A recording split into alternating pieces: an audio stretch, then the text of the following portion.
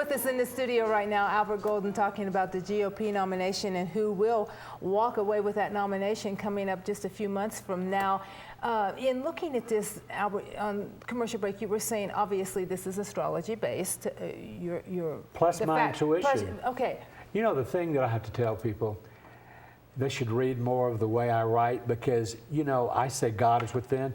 I take on churches a bit because I think it's like the Hatfields and the McCoys. I'm not fighting that struggle. I grew up a very traditional Christian.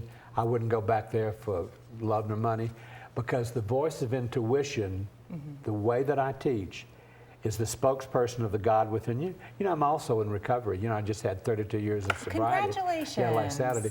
And so, you know, they say there's a God and you're not it. I said that, you know, I repeated those mantras, you know, like Christians do.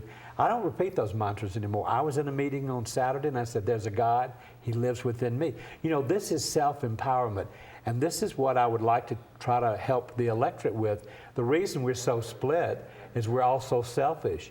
You know, we live in the land of the free or whatever, but also people need to take personal responsibility. We've lost all personal responsibility. But I'm telling you right now, you know, I said on this show that I had to go home and pay off all my credit cards. I have no credit card debt today, you know. People do have to take personal responsibility. But Albert, where did we lose that and why did we lose it? I think that it just inched over a bit. You know what I tell, the Antichrist started with the introduction of the computer and credit cards in 1959.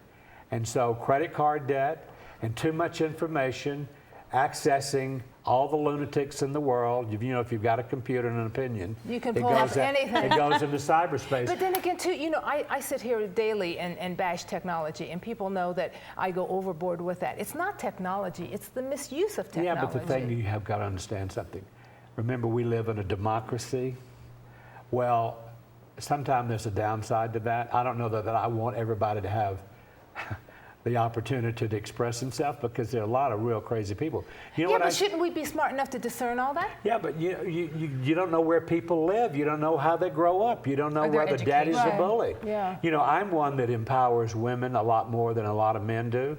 You know, because I had a mother that I never liked very much, but I love her today, having gone through my own inventory, and a father that I thought was, you know, a Leo and a baseball player, and, you know, we swagger in the athletic world.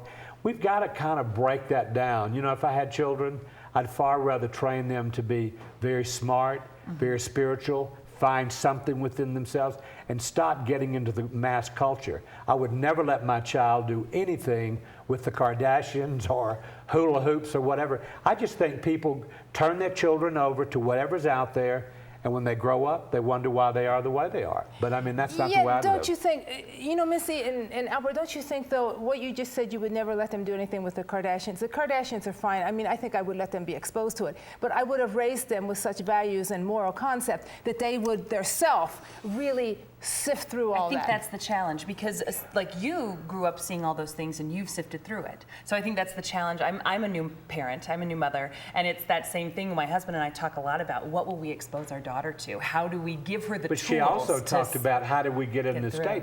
I grew up in the boring Eisenhower era, and before that was, you know, one of the great presidents who ever lived. Yeah. No, FDR. FDR. And the thing is, it was a boring time. If you wanted a bicycle, you cut lawns, you know, maybe babysit away. And today it's get a credit card. Instant gratification. Or steal it. Yeah. Albert, it's always a pleasure to have you. It was so delightful. Good to see you too.